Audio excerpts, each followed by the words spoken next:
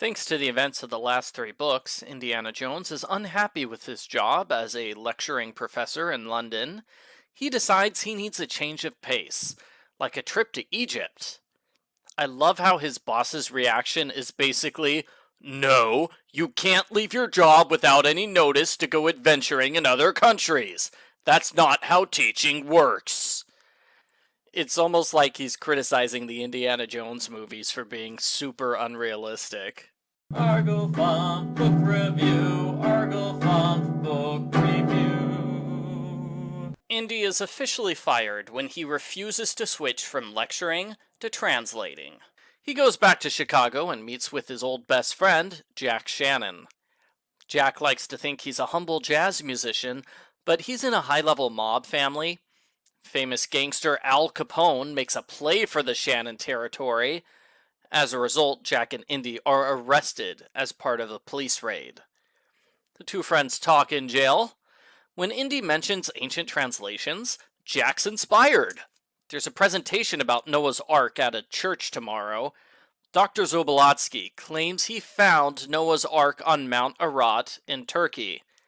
Jack wants to learn about the Ark. He especially wants to learn about Zobolotskies' beautiful daughter Katrina. Jack is now deeply religious. He likes to read the Bible and pray. Some readers thought the religious stuff was overdone. I think it would have been fine if the Bible quotations had been about Noah's Ark. It would have been relevant to include quotations from Genesis in the Genesis Deluge. But when the quotations are all from parts of the Bible that have nothing to do with Noah's Ark, it feels more like filler material. Considering how much Bible stuff is in the third Indiana Jones movie, I was surprised that Indy is adamantly opposed to religion. Why does Indy think all religions are fake? He talked to Apollo in the last two books. I repeat, Indy is on a first-name basis with a Greek god. So why does he think all religious believers are superstitious morons? If anything, Indy should be convinced the ancient Greek religion is true, and that's why he's skeptical about the Bible. That would make more sense than Indy constantly treating his lifelong best friend like an idiot. Jack forces Indy to go to Dr. Zobolotski's presentation. Zobolotskiy says the Russian army discovered the Ark 10 years ago, but the announcement was lost in the chaos of the Bolshevik Revolution. The only proof he has to back up his claim is a piece of blackened wood, which Katrina protects at all times. Indy's job interview at the University of Chicago goes well. He's replacing a man who was fired for doing inappropriate things with female students. Indy says he would never do something like that. I don't know why the university believes him when it's public knowledge he married his student in the previous book. Indy doesn't get the job because he was placed on a permanent blacklist for publicly humiliating the university president with a murder-themed prank in the first book. Indy argues that shouldn't count against him. That guy isn't the president anymore. I have to take the university's side on this. Indy's got a history of misbehavior, and he was just fired for not following orders from the department head. He's not the best choice for a new professor. By coincidence, Dr. Zobolotskies is there, looking for an archaeologist to help find Noah's Ark. Indy feels a magnetic attraction to Katrina, and he agrees to join the expedition just so he can get closer to her. This only confirms Indiana Jones shouldn't be trusted around female co-workers. Jack instantly knows Indy's making a move on his crush. Not cool, Indy!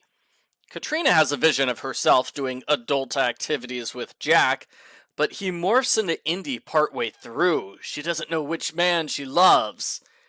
Also, she's only talked to the two of them once, so yeah.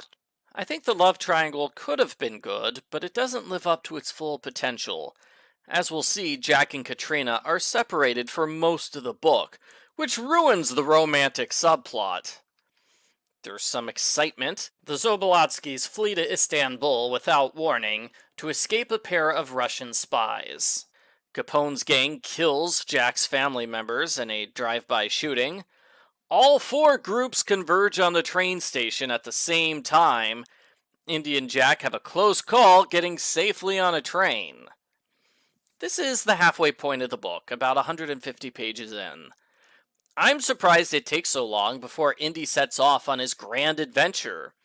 It seems odd to spend so much time on Al Capone, only to have him be completely absent for the rest of the book. Capone and the gangsters are replaced with Hassan and the Janissaries, an elite military group. They believe the world will end if Noah's Ark is discovered. Hassan vows to kill Indy. The soldiers attack. They quickly overpower Indy. Indy wakes up 3 days later.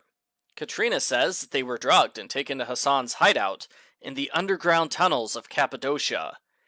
It is never explained why Hassan kidnapped Indy instead of killing him, like Hassan said he would.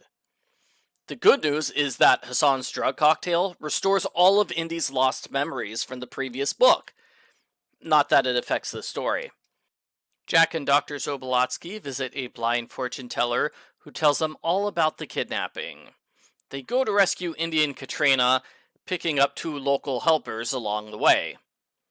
Indy and Katrina are tied up together with rope, and they have a sensual time as they wiggle around trying to escape from it. They briefly escape before being recaptured. The twin Russian spies are captured at this point too. Hassan pits the Russians against Indy for his own amusement. Indy is quickly knocked out and thrown into a lake. The rushing water carries him to a toilet in the kitchen. That is gross, but at least he's still alive. Indy is reunited with his friends. They fight off the Russians and find an air shaft leading to the surface. They cut handholds into the wall so they can climb out. The Janissaries arrive when they're almost done, leading to a fight and a close escape. The good news is that it's finally time to find Noah's Ark. The bad news is that there's only 20 pages left in the book. We're gonna rush through the entire Ark section. Indy learns that Zobolotskies has been lying the whole time. He never found the Ark. He robbed the man who did, and pretended he was the discoverer. Soon after, Zobolotskies is shot and killed by the Russian spies. Soon after, the spies are killed by bears. It's a lot of death in one chapter. That's how you know we're close to the end of the book. They keep climbing the mountain until they find Noah's Ark, which looks less like a boat and more like a massive black box. Hassan and the Janissaries are waiting for our heroes. There's a minor struggle, which triggers an avalanche. The Ark slides down the mountain. It's buried under so much snow that it can never be found again. Like the last 2 books, Indy has a mystical vision of an old bearded man from long ago. This time it's Noah, not Merlin Apollo. Indy asks Noah to save him and his friends. Noah is a nice guy, so he agrees. When Indy wakes up, his friends have built a snow tunnel to the safety of the surface. Jack and Katrina move to California and have a kid together. Katrina lets Indy keep the piece of the Ark as a gift. He donates it to Marcus's museum. The end. Post-book follow-up. Many readers complained about the abrupt ending. Almost as soon as the Ark is found, it's lost forever.